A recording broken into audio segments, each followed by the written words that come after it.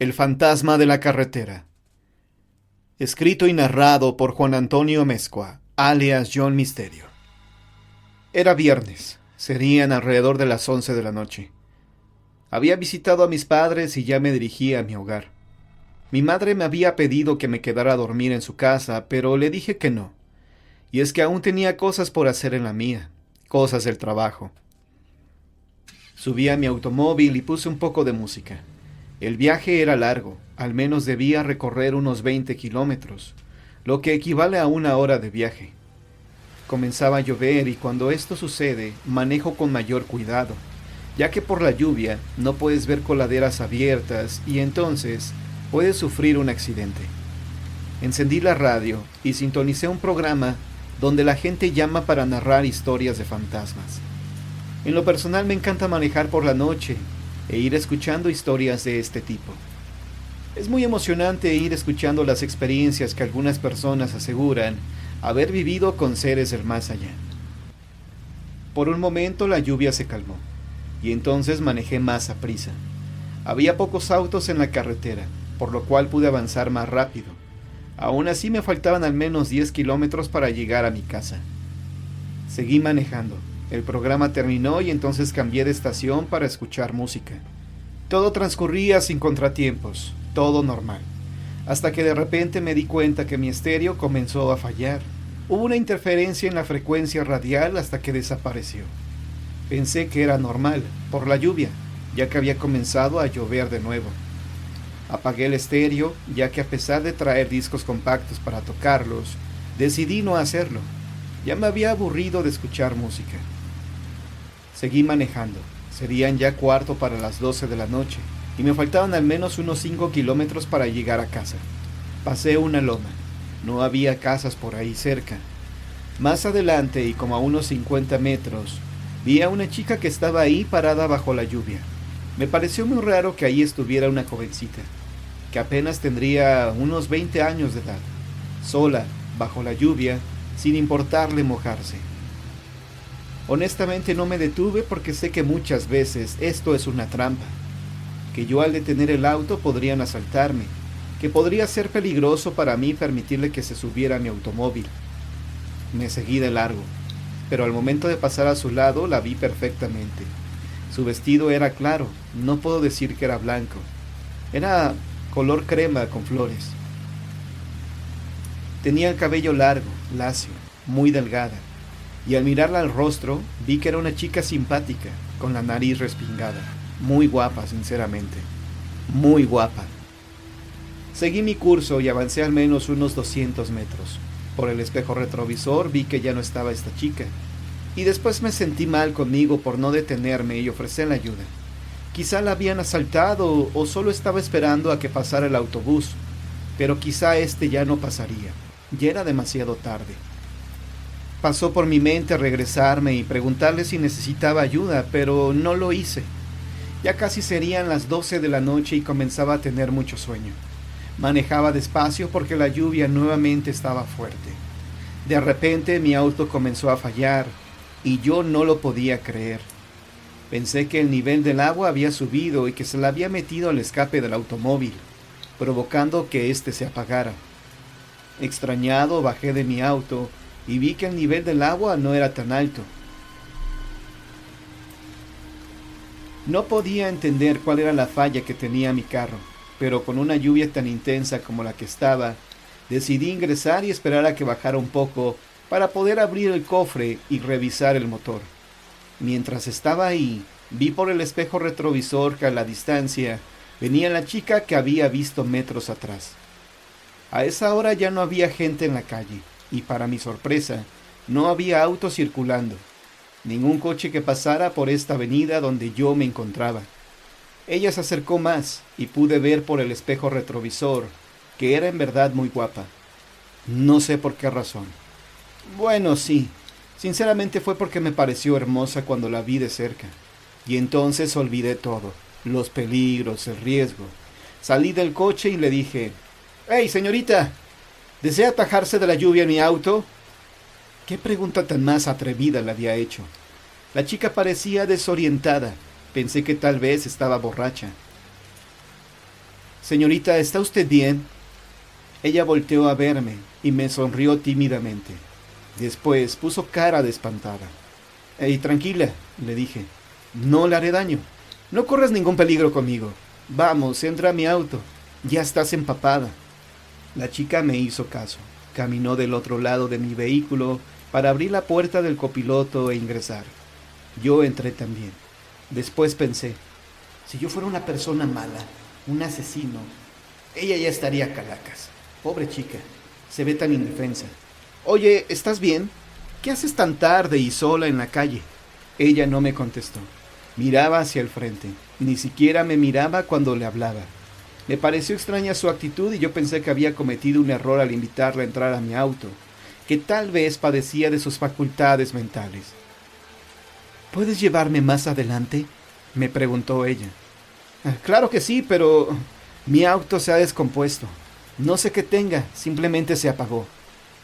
Al terminar de decir esto, mi auto arrancó de forma inexplicable. Ni siquiera había intentado encenderlo, simplemente encendió, y esto me tomó por sorpresa. No podía negarme a hacer el favor a esta chica. «Dime hacia dónde vas, quizá te pueda llevar hasta tu destino». «Voy hacia el Puente de las Flores», me dijo ella. «¿Lo conoces?»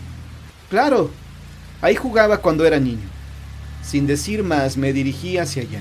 Solo debía desviarme un poco, pero no había mayor problema. «Vaya, el cielo se está cayendo de tanta lluvia», le dije, pero ella no hizo ningún comentario. «Por cierto, ¿cómo te llamas?», y ella contestó, «Laura». Esto fue todo lo que dijo. Honestamente, al percatarme que era una persona antipática, me arrepentí de haberla invitado a subir a mi auto, así que aceleré para llegar lo antes posible a este lugar. De este lado la lluvia se había calmado. Llegamos al mentado puente, pero recordé que por ahí cerca no había ninguna casa a la redonda. Temí que fuera una trampa, que me quisieran asaltar. Llegamos y no me bajé del auto. La chica, sin siquiera darme las gracias, descendió y se fue caminando con dirección al puente. Se me hizo de lo más raro porque ¿qué chica, siendo las 12 de la noche, va a visitar un puente que no tiene ningún atractivo y que además podría ser peligroso para cualquiera? Ella se internó en este lugar y yo me marché de ahí lo más rápido que pude. No quería llevarme alguna desagradable sorpresa. Ya estaba cerca de mi casa y llegué a los 10 minutos de haber dejado a esta extraña mujer en este sitio. Ya en casa, estuve meditando sobre lo que había pasado, y hasta ese momento no le di importancia. Me bañé, cené algo ligero, y comencé a trabajar en lo que tenía pendiente. Navegando por internet, revisando mis redes sociales, vi la fotografía de la chica que había visto hacía unos minutos. En cuanto vi la imagen pensé, ¡es ella!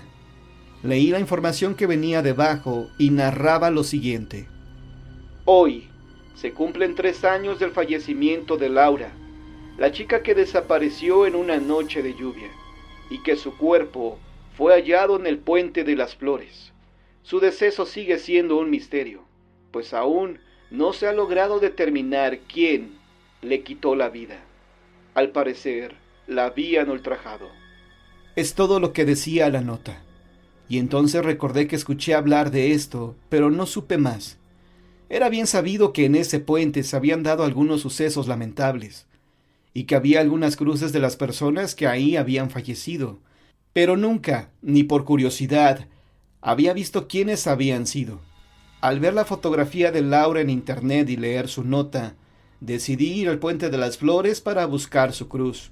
Quería salir de todas dudas. Salí de mi casa. Subí a mi auto y me dirigí hacia allá. Llegué al puente en menos de 10 minutos. Cuando llegué, había dejado de llover. Me estacioné cerca del puente, tomé una linterna y me dirigí hacia allá, caminando con cuidado porque recién había llovido y podía resbalarme y tener un accidente. Con la lámpara iba iluminando por donde pisaba y encontré las cruces que estaban. Los familiares las colocaron para recordar que ahí fallecieron sus seres queridos. No encontré la cruz de Laura, y entonces comprendí muchas cosas. Era muy posible que ella no supiera que ya había fallecido. Regresé a mi casa, dejé para otro día el trabajo pendiente y comencé a investigar sobre ella. No había mucha información sobre Laura en internet. Solo encontré un par de fotos y las desagradables imágenes del hallazgo de su cuerpo. Horrible. Al día siguiente fui con un amigo que es herrero. Le pedí que me vendiera una cruz de acero y que le pusiera el nombre de esta chica. Investigué bien sus datos y se los di. Puso su fecha de nacimiento y el día que había fallecido. 24 de mayo. Su nombre completo e incluso una fotografía de ella. Me preguntó mi amigo por qué hacía esto, que si la había conocido, pero le dije que no, que tenía mis razones para hacer esto. No quise decirle que la había visto la noche anterior. Sabía que podía tacharme de loco. La cruz me la entregó ya tarde, como a las 8 de la noche, y por algunos contratiempos que se me presentaron, se me hizo más tarde. Eran ya las 10 de la noche cuando estaba desocupado, y había pensado ir a esa hora para ir y llevar la cruz al puente, pero preferí que fuera un poco más tarde. No quería que nadie me viera colocando la cruz, porque sabía que me harían muchas preguntas, sobre todo el por qué hacía esto. Esperé a que dieran casi las 12 de la noche, más o menos a la hora en que tuve el encuentro con ella. Llegué al puente y comenzó a llover. No era de extrañarse, ya era temporada de lluvia. Abrí la cajuela de mi coche y saqué la cruz, con un poco de cemento para clavarla en la tierra. Todo lo hice con mucha rapidez. En 10 minutos ya había colocado la cruz en el lugar donde encontraron el cuerpo de Laura. Ahí, frente a la cruz, recé un Padre Nuestro y un Ave María por el descanso de ella. Me persigné y me di la vuelta para regresar a mi auto. Cuando estaba por llegar a me di cuenta que cerca de mí había una mujer. Al mirarla, me di cuenta que se trataba de Laura. Sentí mucho miedo al verla. Apenas si pude articular las siguientes palabras. Laura, ya tienes una cruz. Ya podrás descansar en paz. Ella se acercó hasta la cruz que la había colocado. La miró detenidamente. ¿Acaso es que ya fallecí?, me preguntó llorando. Sentí un nudo en la garganta y le dije, sí, Laura, has fallecido. Ella inmediatamente lanzó un desgarrador grito y desapareció ante mis asombrados ojos.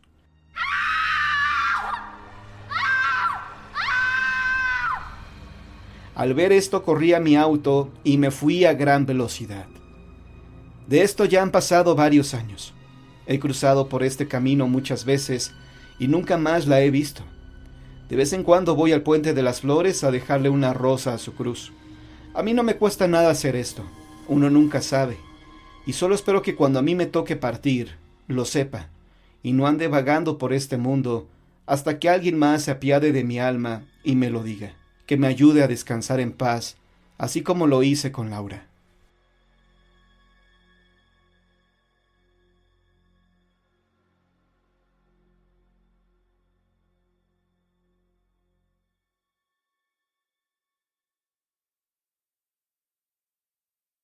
Dijo Andrea. Me hubiera gustado haberme despedido de él. Melissa se quedó callada. Una extraña sonrisa se le había dibujado en el rostro, como si fuera una niña pequeña que ha pensado en hacer una travesura. Esto lo vio Andrea y no sabía por qué su amiga sonreía de esa manera. ¿Qué sucede?, le preguntó ella. Sabes, hay una forma en que puedas comunicarte con él, le dijo Melissa. ¿De qué estás hablando? He aprendido a comunicarme con los difuntos a través de una tabla llamada Ouija, comentó Melissa. ¿Acaso esto es posible? Lo es, y si tú lo deseas, podemos hacer contacto con él. No lo deseo. No quiero molestarlo ahora que ha perdido la vida. Como quieras, dijo Melissa. Ese como quieras, por el tono en que lo dijo, Andrea sabía que tendría problemas. Conocía muy bien a su amiga y presintió que algo malo iba a ocurrir. Bueno, debo retirarme, dijo Melissa. Tengo que ocuparme en algunas cosas. Melissa se retiró de la casa de Andrea y ella se quedó sola. Faltaba poco para que cayera la noche y Andrea sintió escalofríos por alguna extraña razón.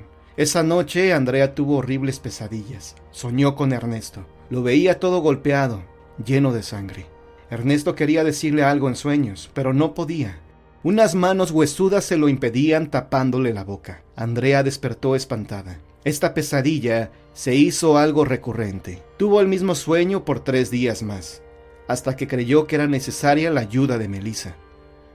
Cuando Andrea se comunicó con ella, Melissa le dijo que sabía lo que estaba pasando, que efectivamente Ernesto quería comunicarse con ella. «Tenemos que comunicarnos con él», le dijo Melissa a Andrea. «Tengo mucho miedo», le dijo ella. «Pues no temas», le dijo Melissa. «Como te dije, yo tengo experiencia comunicándome con los difuntos». Aunque Andrea no estaba muy de acuerdo, finalmente aceptó. Melissa acudió nuevamente a su casa y en esta ocasión llevaba una ouija. Los padres de Andrea no estaban y esto facilitaba la sesión. Melissa sacó el tablero y lo colocó sobre una mesa de madera. También sacó 2 velas de su mochila y un poco de tierra de panteón. Andrea, al ver todo esto, le preguntó para qué eran, y ella le explicó brevemente qué función tenían. Las velas son para brindarle la luz, ya que es posible que se encuentre en un lugar oscuro. La tierra del panteón es para que podamos hacer contacto con mayor facilidad, pues él ya está bajo tierra. Una vez explicado esto, Melissa le hizo la siguiente advertencia. Durante una sesión de ouija pueden pasar muchas cosas, pero por nada de este mundo te sueltes de mí. De lo contrario, se puede romper el contacto y podría ser peligroso. Una vez dicho esto, Melissa comenzó con la sesión de ouija. Colocaron sus manos en el cursor, o conocido también como plancheta. Melissa comenzó con las invocaciones y minutos más tarde, Ernesto finalmente se manifestó. «Ernesto, ¿en verdad eres tú?» El cursor se movió a la palabra sí. «¿Deseas platicar con nosotras?», le preguntó Melissa. «Contigo no», dijo Ernesto a través de la ouija.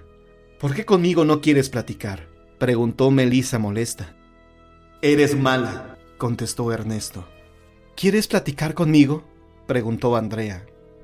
«Sí», contestó la ouija. «¿Quieres decirme algo?», preguntó nuevamente Andrea. «Ten cuidado», contestó Ernesto. «¿De quién?», preguntó Andrea.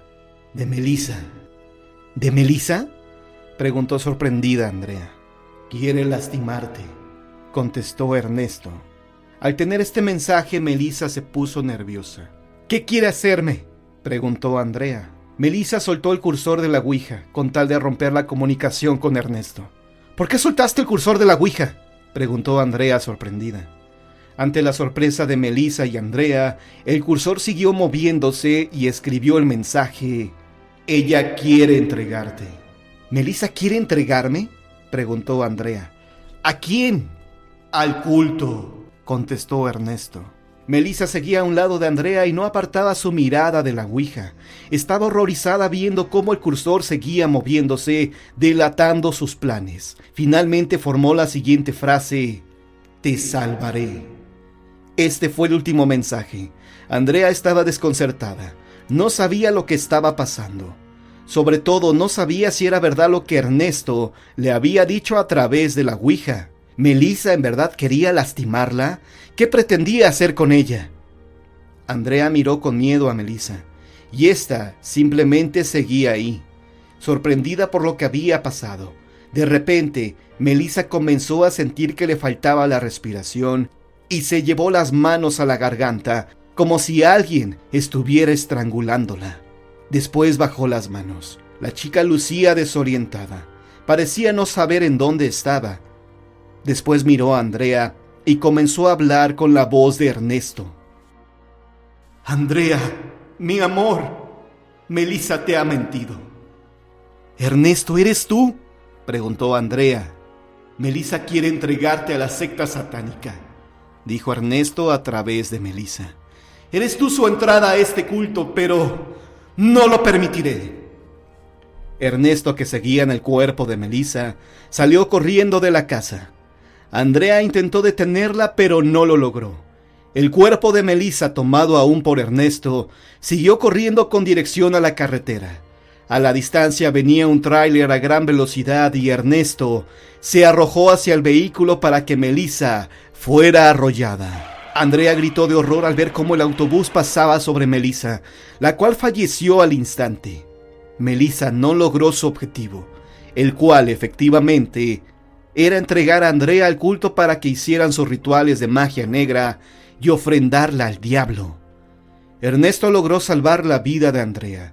la chica que amaba incluso más allá de esta vida.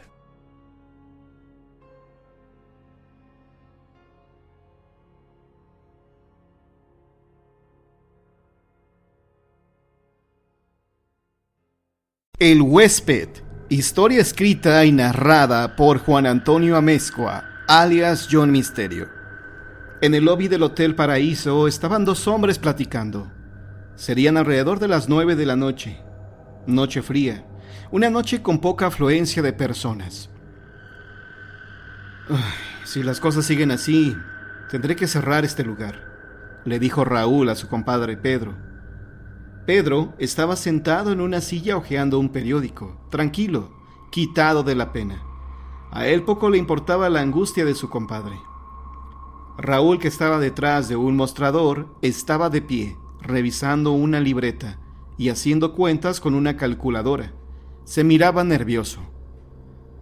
Por más que hago cuentas no me salen, compadre, agregó Raúl. Cada vez tengo menos clientes.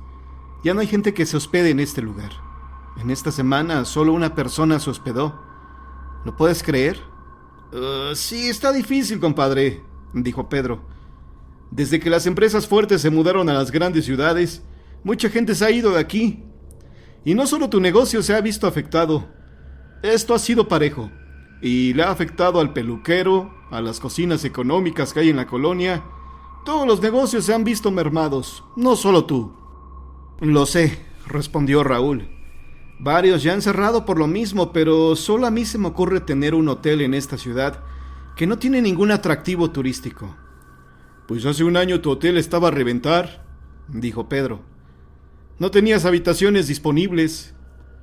Lo sé. Fue cuando se dio el alboroto que supuestamente se había encontrado petróleo en esta región. Llegó todo mundo, ingenieros, químicos, arquitectos, obreros y hasta gente de la iglesia. ¿Qué demonios tiene que ser aquí gente de la iglesia en un asunto del petróleo? Después se supo que no era petróleo y que de este pueblo no se podía sacar nada. Por eso se fueron todos. Y después de esto, comenzó la crisis más fuerte que nos ha tocado vivir. Ya ni las moscas se paran en este lugar. Te digo, Pedro, estoy pensando seriamente en cerrar este hotel. ¿Y qué harás, Raúl? ¿Qué harás con esta propiedad?, preguntó Pedro. Pues venderla, no tendré mayor opción.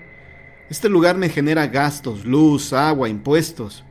Lo pondré en venta y con ese dinero buscaré poner algún negocio que me genere ganancias, pero en otro lugar. ¿Piensas irte de aquí? ¿Y mi comadre Esther?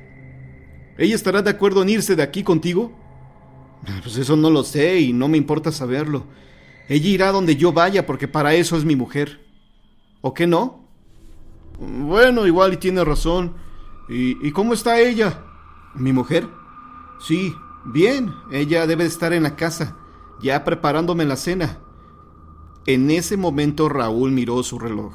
Van a dar las 10 de la noche. En unos minutos más me iré y cuando llegue a la casa, la comida debe de estar en la mesa, caliente. No, pues una mujer así ya no encuentras en ningún lado, compadre. Cuídala. Y lo hago.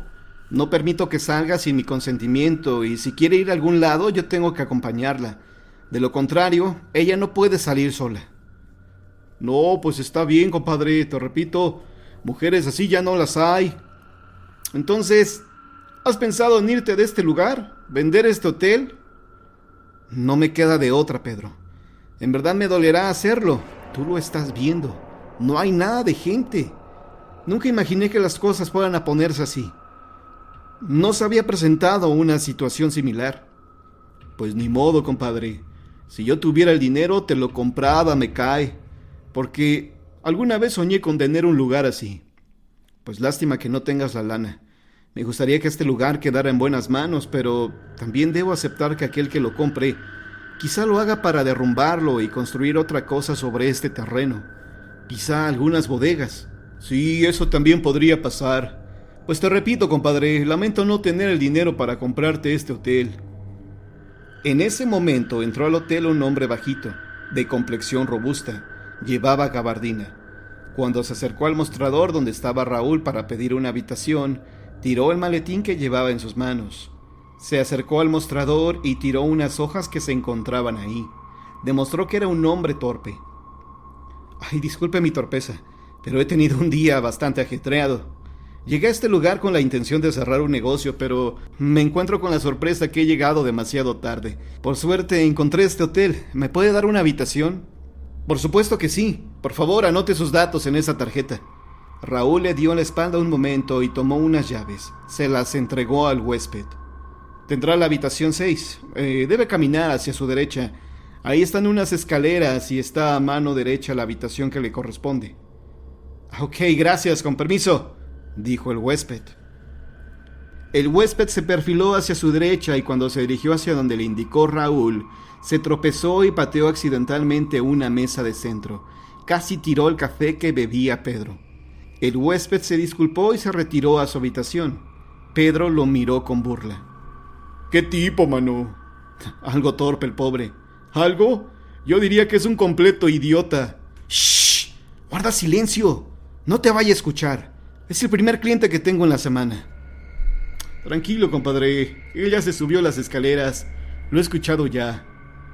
Pedro siguió leyendo el periódico. No tenía nada mejor que hacer. De repente, Pedro se sorprendió al ver algo en el diario. ¡No! ¡Es él! ¿Qué sucede, compadre? ¿Qué te pasa? ¿Qué es lo que has visto? ¡Mira! ¡Aquí en el periódico! Pedro se acercó a su compadre Raúl con el periódico y le mostró la fotografía del hombre que había llegado apenas unos minutos al hotel. Oye, Pedro, ¿pero se tratará de la misma persona? Sin duda alguna, es el mismo hombre. Y ofrecen una recompensa por su captura. ¿Pero qué ha hecho? Lee la noticia. Pedro, antes de leer el periódico, miró hacia atrás por si acaso el huésped regresaba. Al ver que estaban solos, comenzó a leer. El peligroso asesino apodado El Chacal ha escapado de prisión la semana pasada. Se le atribuyen más de 30 asesinatos. Es sumamente peligroso.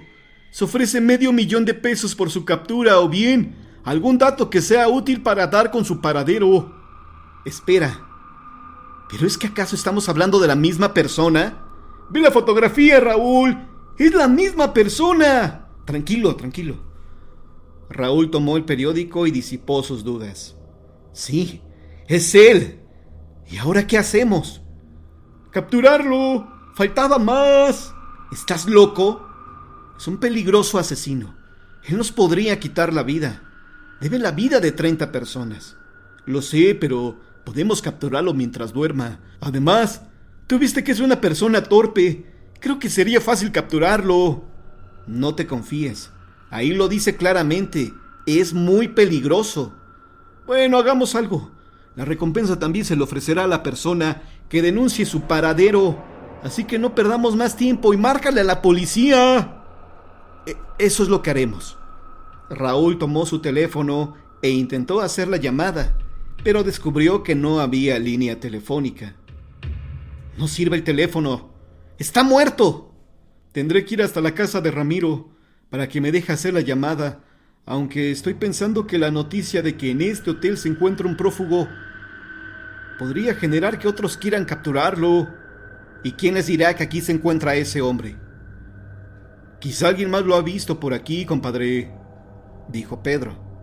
Y entonces, adiós recompensa. En ese caso correré el riesgo. Está bien, pero entonces, ¿qué haremos? Debemos antes preparar un plan para capturarlo. Está bien, algo sencillo. Podemos esperar a que duerma y cuando escuchemos que esté roncando, entramos a la habitación. Lo golpeamos en la cabeza y lo atamos.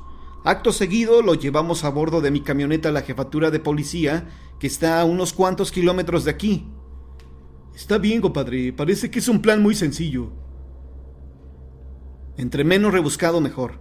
Solo que debemos saber quién hará qué cosa. Pues no te quiebres la cabeza, compadre. Tú abres con cuidado la puerta. Yo con un mazo le doy un fuerte golpe en la cabeza. Está bien, que así sea. Una vez trazado el plan, Raúl y Pedro se prepararon para ejecutarlo.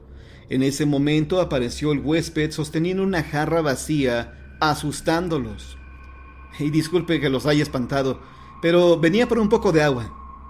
Raúl y Pedro se quedaron desconcertados. No sabían qué hacer. Se miraban entre sí. Oiga, ¿podría darme un poco de agua? Claro, claro. Pedro no lo pensó más e intentó golpear a esta persona en la cabeza, pero él logró esquivar el golpe y hacerse para atrás. Tranquilo, amigo. Sé perfectamente lo que planean. Sé por qué quieren capturarme. Entregándote a la policía recibiremos una gran recompensa. Sí, sé cuáles son tus intenciones, pero créeme, eso no pasará. ¿Por qué estás tan seguro de eso? ¿Acaso cree que los dos no podemos capturarlo? No diga que nos tratará de sobornar. No creo que traiga consigo más dinero que lo que ofrecen por usted por su captura. No, para nada. De hecho, ni traigo dinero. Sin embargo, sé que ustedes dos no me entregarán. No cante victoria. Compadre, vamos a agarrarlo. Espera, Raúl. Cuando ustedes me capturen, tu compadre Pedro tratará de quitarte la vida. Raúl se detuvo un instante y miró a su compadre. ¿De qué estás hablando? ¿Cómo es que sabe mi nombre y el de mi compadre? ¿Acaso no fue de él la idea de capturarme? Sí, pero ¿tú cómo sabes mi nombre? Porque yo puedo leer las mentes. Por eso sé que tu compadre, una vez que le ayudes a capturarme, intentará quitarte la vida. Dirá que fui yo y así él podrá cobrar toda la recompensa. Eso es una tontería, compadre. Yo sería incapaz de hacerte algo así. Claro, claro. Así como serías incapaz de meterte con su esposa, con Susana. Pero, ¿cómo es que tú sabes el nombre de mi esposa? Preguntó Raúl alterado. Te lo he dicho, pero no me crees. Con ver a una persona puedo leer su mente y saber de su pasado. Vamos, Pedro, vamos. Dile a tu compadre que miento. Que no te metiste con Susana cuando él estaba en el hospital, cuidando a su padre que estaba en coma. Pedro se quedó sorprendido y empezó a tartamudear. Pero eso es mentira. Yo sería incapaz, compadre. Míralo a los ojos, Raúl, y dime si él nos está mintiendo. Sí, es verdad, lo hice, pero tú también me la debías, compadre. Acuérdate cuando tú me negaste a pagarme lo que te había prestado. Eso es mentira. Me dijiste que ese dinero ya no te lo pagara. Además, por ninguna cantidad de dinero se justifica lo que tú has hecho. Esta ofensa solo se paga con tu vida. Vamos, vamos. Cobra venganza de la traición que te hizo. Se metió con tu mujer. Raúl obedeció al huésped. Se dirigió hacia Pedro con la intención de golpearlo. Pedro buscó con qué defenderse y empezaron a golpearse.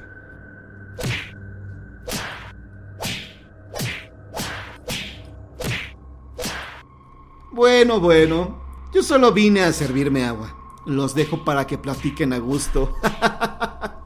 Sé que mañana por la mañana ustedes ya no estarán aquí. Al menos, no con vida.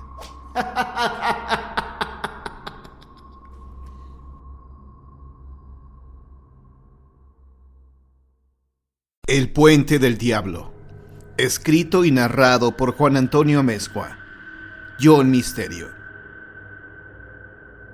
Había salido de la universidad y gracias a mi padre comencé a trabajar con su mejor amigo en su constructora como ingeniero civil.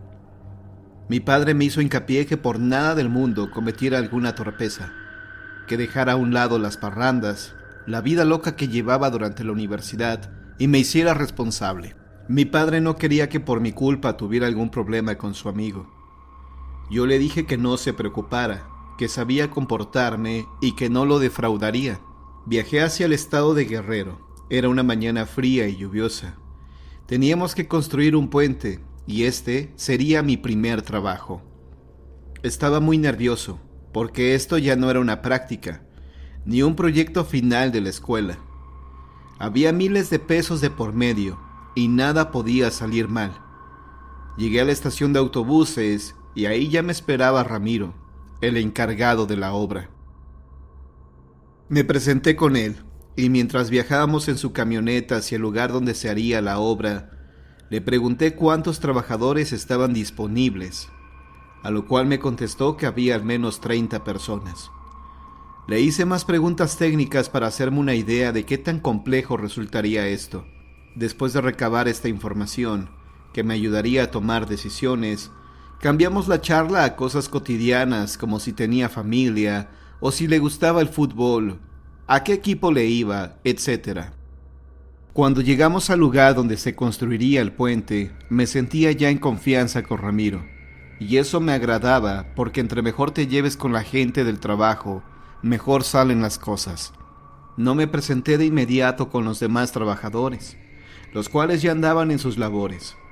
Lo que hice fue recorrer el terreno y evaluarlo para poder determinar la profundidad de los cimientos. Tomé mis apuntes, hice mis cálculos y afortunadamente el terreno era el óptimo para hacer el puente. No habría contratiempos ni retrasos, pues en algunos casos es necesario emparejar el terreno, limpiarlo o reforzarlo, pero este no era el caso. Después de hacer una evaluación del terreno, le pedí a Ramiro que reuniera a todo el personal para presentarme con ellos.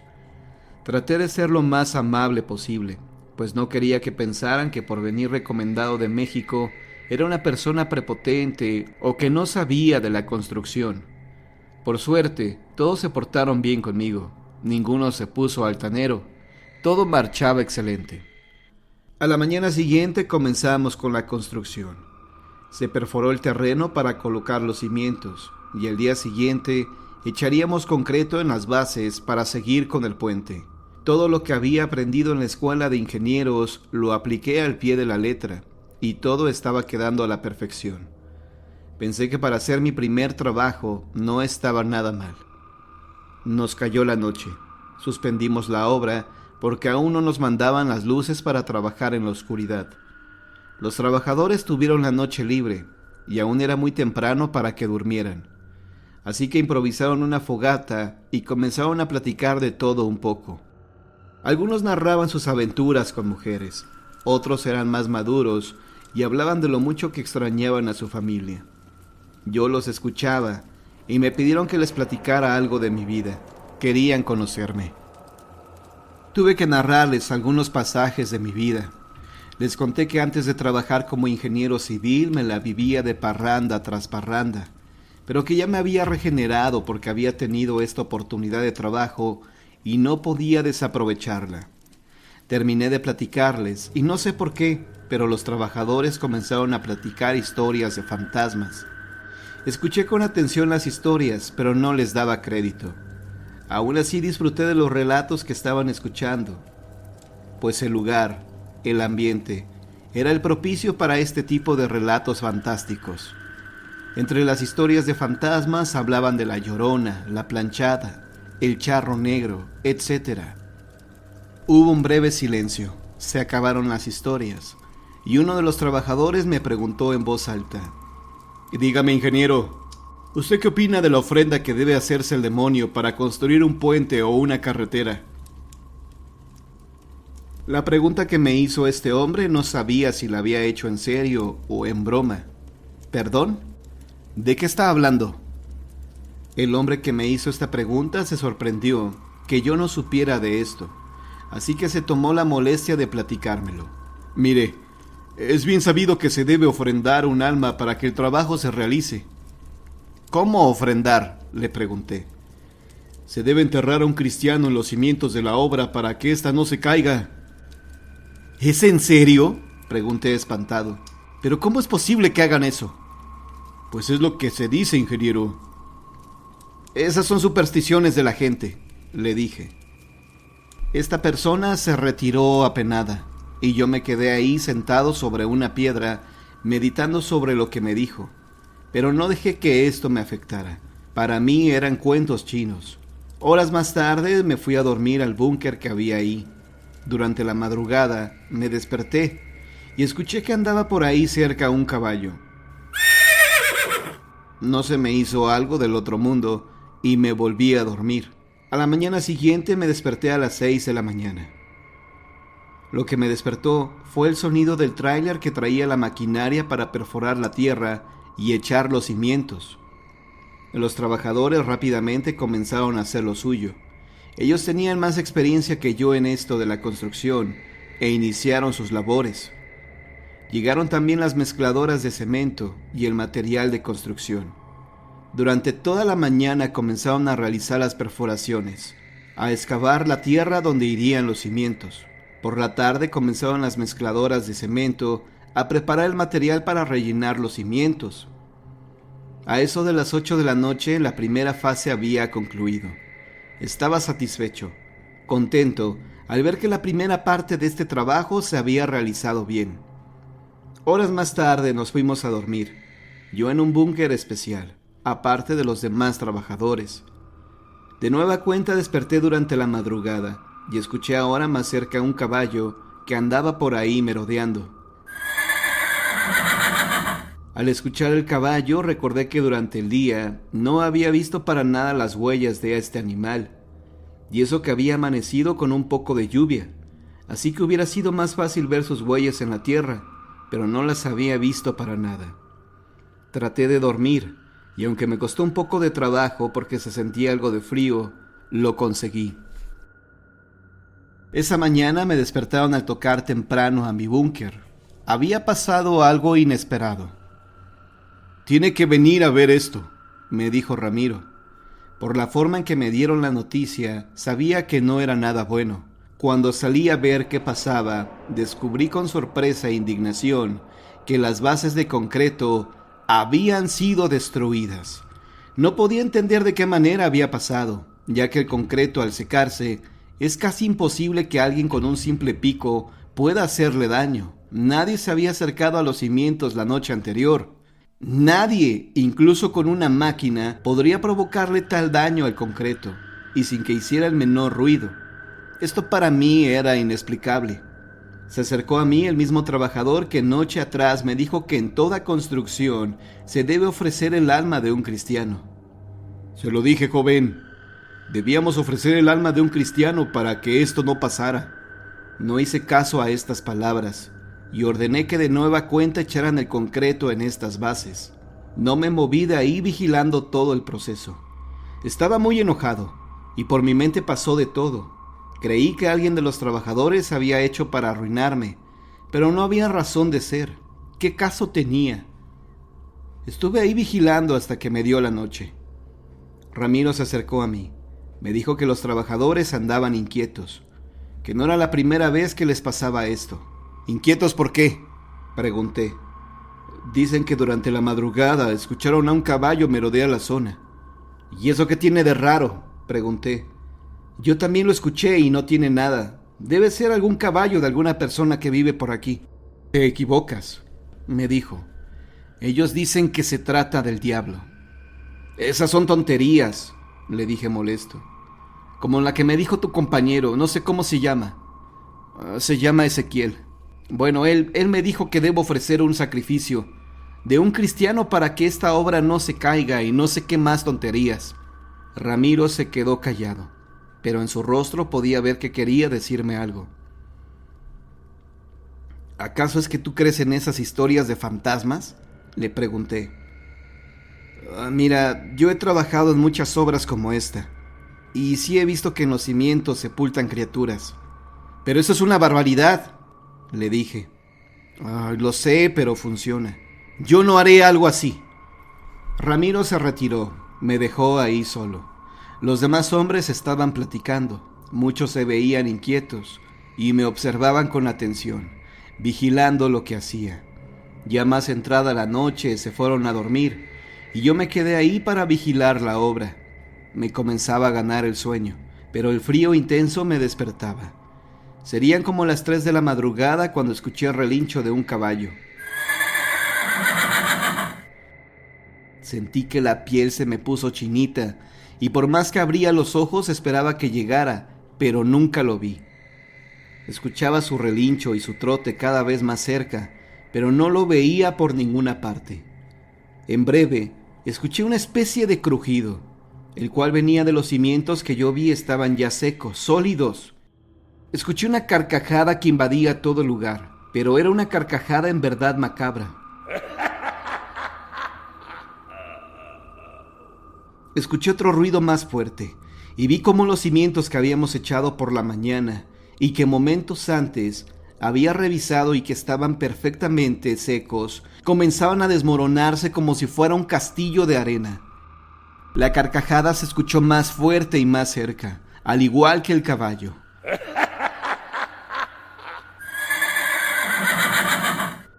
Una especie de remolino surgió de la nada y comenzó a rodear los cimientos. Cuando el remolino desapareció, mi obra estaba destruida. Del miedo grité, y los trabajadores escucharon mi grito de horror. Todos salieron a ver y se persignaban. Decían en voz alta: «Sin duda es el diablo que quiere a un cristiano». Yo no les dije nada. Me fui directo a mi búnker. No quería seguir escuchando lo que decían. Lo intentaría el día siguiente con el favor de Dios.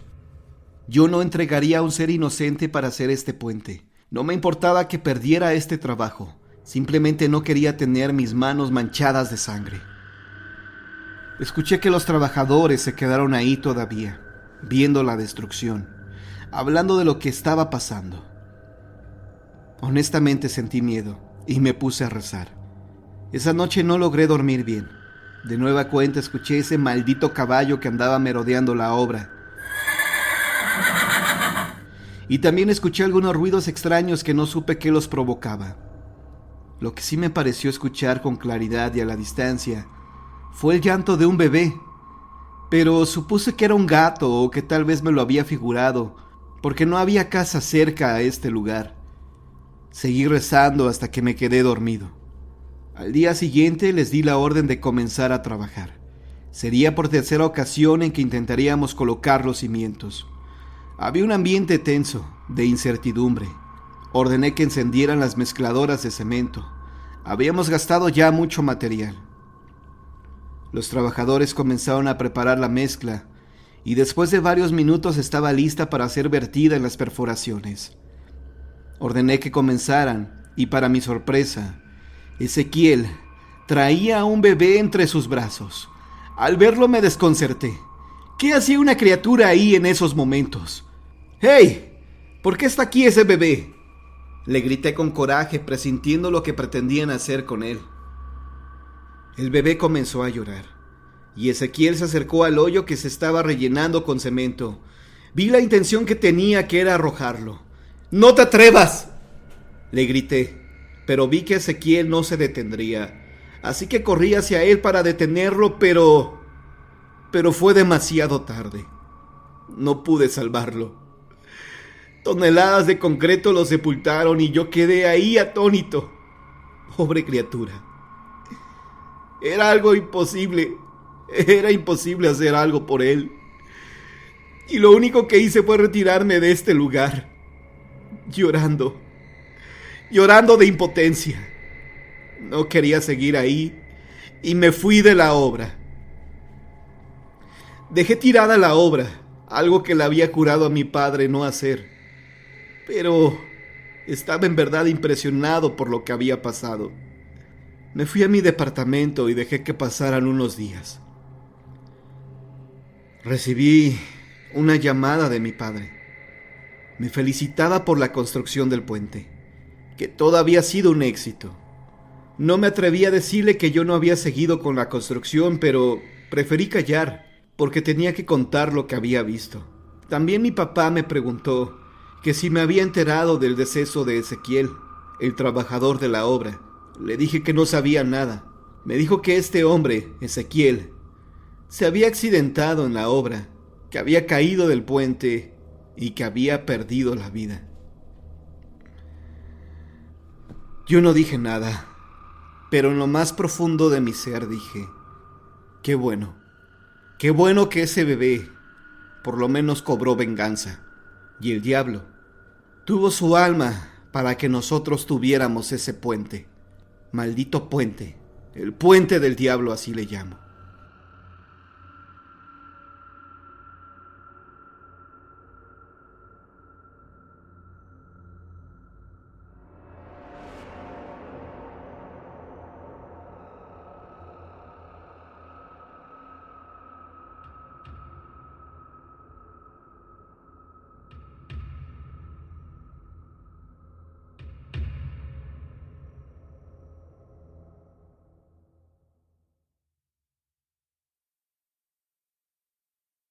Sesión espiritista, historia escrita y narrada por Juan Antonio Amezcua, alias John Misterio. Era una noche fría de invierno. Armando se encontraba en su casa. Esperaba con ansias que su hermano Alberto llegara para externarle algo que le estaba preocupando. Recientemente había fallecido su padre, y algo le indicaba que no estaba descansando en paz, pues en sueños se le manifestaba, queriéndole decirle algo. Armando amaba a su padre, y no podía aceptar el hecho de que hubiera partido ya, pero sobre todo, no aceptaba que él estuviera sufriendo o pasándola mal en el otro mundo.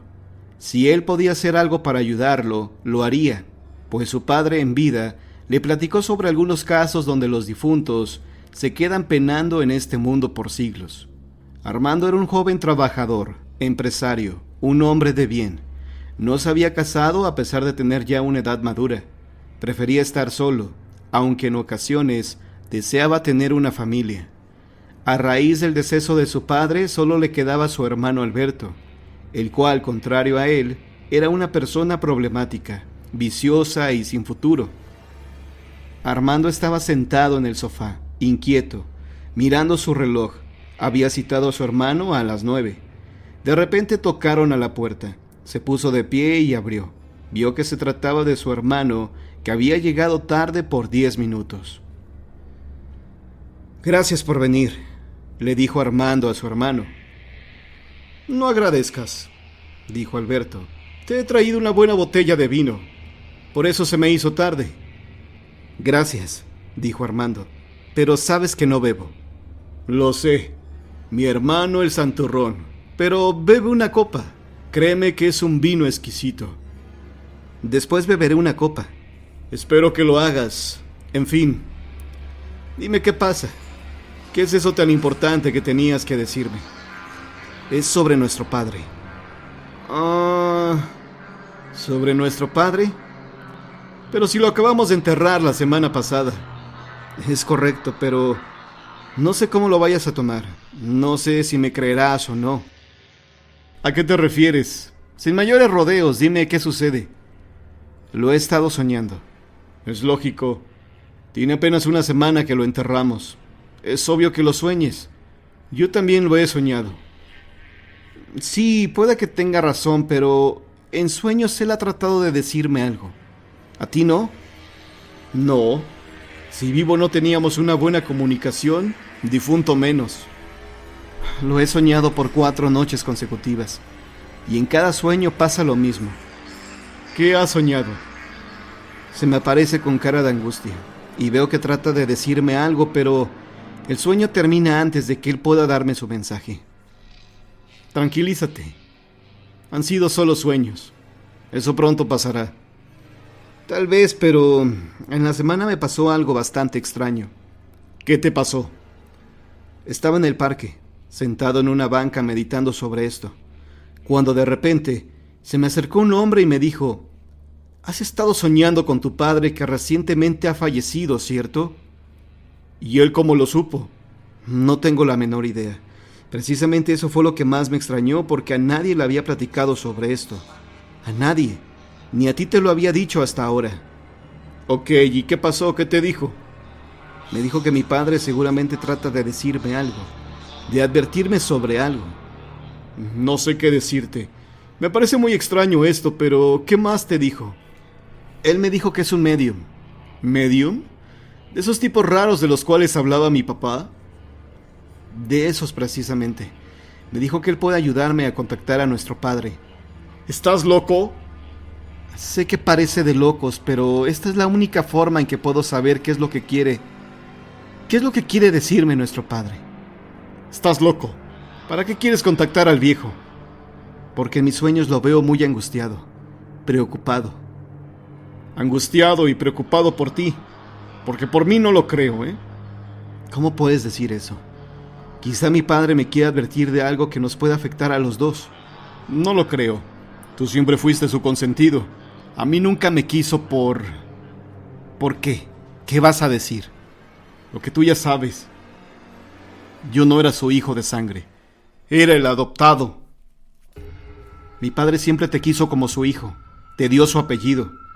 y creciste con los mismos privilegios que yo. Es mentira. Él dejó de apoyarme en mis estudios. Dejó de darme dinero para mis gastos. Mientras a ti, te daba todo. Coche, viajes, dinero. Tú sabes que eso es mentira. A ti te dejó de apoyar porque hiciste de tu vida un desastre. ¿Se te olvida que en la universidad no entrabas a clases? ¿Se te olvida que agarraste el vicio del alcohol? ¿Que te ibas de fiesta todos los fines de semana? Era mi forma de consolarme. ¿Acaso crees que no duele saber que tus verdaderos padres eran los sirvientes de la casa? Aunque mis papás no tuvieron que ver con tu concepción, ellos fueron tus padres. Mentira. Mi padre fue ese maldito borracho que apareció un día en la casa pidiendo que le entregaran a su hijo. Hijo del chofer y la sirvienta. Vaya forma de enterarme de la verdad. No sé qué decirte. Mi papá aceptó ver por ti cuando ellos se lo pidieron. Ellos querían rehacer sus vidas y yo les estorbaba. Por eso me dieron en adopción. En verdad lo lamento. También lamento que te fueras por el mal camino. ¿Mal camino? ¿A qué le llamas tú mal camino? Eras un excelente estudiante. Sacabas mejores calificaciones que yo. Solo te enteraste de la verdad y perdiste el interés en tus estudios. Comenzaste a rodearte de puro malviviente. Por eso papá dejó de darte dinero. Fue su excusa perfecta para dejar de apoyarme. No lo fue. Si así hubiera sido, él no se hubiera hecho cargo de ti desde un principio y no te hubiera incluido en su testamento. ¿Y de qué sirve? No puedo recibir mi herencia hasta que termine una carrera universitaria. Hasta que tú consideres que soy un hombre de bien. Lo lamento mucho, pero esa fue la cláusula que puso mi padre. ¿Qué remedio? Quizá esa herencia nunca la vea. ¿Por qué lo dices? Quizá para ti nunca sea merecedor de esa herencia. Eso solo depende de ti. Precisamente por eso te lo digo. Espera, no estarás insinuando que yo te robaré tu dinero. Yo no estoy insinuando nada. Solo estoy diciendo lo que pienso. Te equivocas. Yo no soy ningún ladrón. Y ese dinero será tuyo cuando realmente lo merezcas. Y sepa que harás buen uso de él. No te daré nada si sé que lo tirarás en alcohol y otros vicios. Alberto se llevó las manos a los oídos en señal de que no quería seguir escuchando más sobre este tema. En verdad le enfurecía saber que todo dependía de su hermano Armando para recibir una cuantiosa herencia. ¿Ves? Nunca tendré ese dinero porque para ti lo que yo hago está mal. Y está mal. ¿Se te hace correcto emborracharte hasta desfallecer? Tú eres un puritano. Yo no veo que tenga de malo. Es por tu bien, hermano. Retoma tus estudios. Haz una carrera y tendrás ese dinero. Te lo prometo. De lo contrario, la tendrás hasta que yo muera. ¿Y para eso te falta mucho tiempo? Armando no contestó la pregunta. Sabía que Alberto era una persona agresiva y que no entendía de razones. En ese momento tocaron a la puerta y fue a abrir. Se trataba del médium. Cuando abrió la puerta, Alberto vio que se trataba de una persona mayor, que tenía alrededor de 50 años de edad, o tal vez un poco más. «Bienvenido, pase usted», le dijo Armando invitándolo a su casa. «Oh, tiene la mano muy fría. ¿Acaso está haciendo mucho frío allá afuera?», preguntó Armando, pero el médium no contestó. «¿Le ofrezco algo de beber?», preguntó nuevamente Armando. «No, gracias. Para poder hacer contacto con el más allá requiero de algunas condiciones especiales. Una de ellas es no beber ni ingerir alimento por varias horas». «En ese caso, demos paso a la sesión espiritista», dijo Armando. «Por favor, no perdamos más tiempo». «Le presento a mi hermano, Alberto. Lo invité para que esté en esta sesión. Considero que si vamos a hacer contacto con mi padre, él debería estar presente». El médium lo miró un poco confundido. Lo saludó pero con desconfianza. Tampoco cruzó palabra con él. «En verdad se siente usted muy frío», le dijo Alberto, pero el hombre no le respondió. «Hay que iniciar con la sesión espiritista. Antes, tengo que advertirles que pase lo que pase, tenemos que estar atentos a las señales que nos envíen y no romper el contacto». «¿Nos vamos a agarrar de las manos?», preguntó con sarcasmo Alberto. «Así es». «¿Y un golpe significará sí y dos no?», preguntó nuevamente Alberto con sarcasmo. «No. Nosotros escucharemos la voz del difunto y si tenemos suerte, Él se manifestará tal y como fue en vida. La sonrisa burlona que tenía Alberto en su rostro desapareció. Su semblante cambió por completo y se tornó a la de una persona preocupada, nerviosa. Era evidente que la idea de que podría manifestarse su padre no era de su agrado. Es posible que antes de hacer contacto con la persona que deseamos, se manifiesten otros seres. Debemos ignorarlos, porque no deseamos hacer contacto con ellos. ¿Qué tan peligroso puede ser esto?, preguntó Alberto. Siempre abrir una puerta al más allá es peligroso, contestó el medium. Pasemos a la mesa y demos inicio a esta sesión espiritista. Los hermanos y el medium se dirigieron hacia la mesa donde efectuarían la sesión espiritista. Armando había colocado sobre la mesa un mantel oscuro, un par de velas blancas, la fotografía de su padre y al lado de la imagen el reloj que le perteneció. ¿Ese reloj perteneció a su padre? Sí, es su reloj. Me lo dio antes de fallecer. Era su favorito. Sin duda ayudará para hacer contacto con su espíritu. Necesito que apaguemos las luces y que encendamos las velas que te solicité. Armando obedeció. Apagó las luces y encendió las velas blancas. Alberto miraba todo con atención y en su cara se comenzaba a reflejar el nerviosismo. Tenemos que tomarnos de las manos. Les pediré que piensen en su padre. Hermano Pedro, deseamos hacer contacto contigo. Queremos saber qué es lo que te perturba. Hubo un largo silencio. Armando obedeció al medium. Comenzó a recordar a su padre, en lo amoroso que había sido con él. En cambio, Alberto recordaba de él las llamadas de atención y en el dinero que sabía podía heredar en caso de que su hermano faltara. Después de algunos minutos, el medium cayó en trance. Se puso rígido como una tabla. El medium volteó hacia su derecha y miró a Armando. En cuanto lo vio, comenzó a hablar con la voz de su padre, del señor Pedro. Armando, hijo, ten mucho cuidado. ¿Tener cuidado de quién? De tu hermano Alberto. Él fue quien me quitó la vida. ¿Alberto te quitó la vida? Padre, pero si tú falleciste de un infarto. Fui envenenado. Él me envenenó y quiere hacer lo mismo contigo. Quiere heredar todo. No tomes nada que él te ofrezca. Alberto, al escuchar esto, intentó soltarse de la mano del medium, pero no pudo hacerlo. Pedro, en el cuerpo del medium, sintió el tirón y giró hacia él. Al ver que sostenía la mano de su asesino, sintió mucha rabia. ¡Tú, maldito asesino! Yo te traté como un hijo y me pagaste así. El medium se levantó de golpe y comenzó a ahorcarlo, rompiendo el contacto con Armando. Por su parte, Alberto trató de defenderse y le pidió ayuda a su hermano. Armando permaneció sentado unos segundos. La noticia de que su padre fue envenenado le provocó un shock. Era demasiado para él. Armando salió del trance y finalmente le quitó de encima al medium. Al hacer esto, el medium cayó sobre la mesa boca abajo y Alberto cayó al suelo, agitado. Armando corrió a encender las luces, pues las luces de las velas se habían apagado con todo el revuelo. Al encenderlas, observó que el medium seguía acostado sobre la mesa. No se movía, y él pensó en lo peor. ¿Se encuentra bien, señor? ¿Se encuentra bien? El medium no le contestó. Se acercó para tocar sus signos y notó que había fallecido. ¡No tiene pulso! ¡Ha fallecido! Alberto se incorporó. Seguía impactado por todo lo que había pasado. ¿Cómo es posible que él lo supiera? ¿Cómo? ¿Entonces es verdad? ¿Asesinaste a mi padre? Es verdad. Es verdad.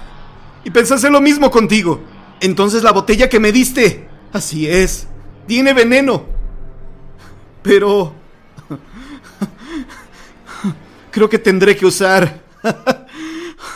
otras maneras de eliminarte. Alberto abrió su saco y sacó una pistola. Le apuntó a Armando. ¿En verdad eres capaz de quitarme la vida? Así es, con tal de heredar lo que me corresponde. Alberto avanzó hacia su hermano, el cual iba retrocediendo tratando de llegar a la puerta para escapar, pero estaba aún muy lejos de alcanzarla. Cuando Alberto levantó el revólver para dispararle, el medium, que lo creían ya sin vida, se incorporó y logró atrapar a Alberto, que estaba a unos pasos de él. Alberto se sorprendió y gritó del horror. ¡No! ¡Suéltame! Nuevamente se le abalanzó al cuello para estrangularlo. Armando ahora no intervino. Se fue la luz. La habitación quedó en completa oscuridad. Se escucharon gritos de Alberto pidiendo ayuda y después estos cesaron. ¡Ayúdame! ¡Quítamelo! ¡Quítamelo! ¡Quítamelo! Hubo un silencio total y Armando estaba horrorizado con todo lo que estaba pasando. ¡Oh, Dios mío! ¡Dios mío! ¿Qué está pasando? ¡Dios! Cuando volvió la luz, Armando, que yacía en el suelo, se levantó y se dio cuenta que tanto el medium como el asesino de su padre habían desaparecido. Nunca más se volvió a ver a Alberto y Armando logró salvar su vida.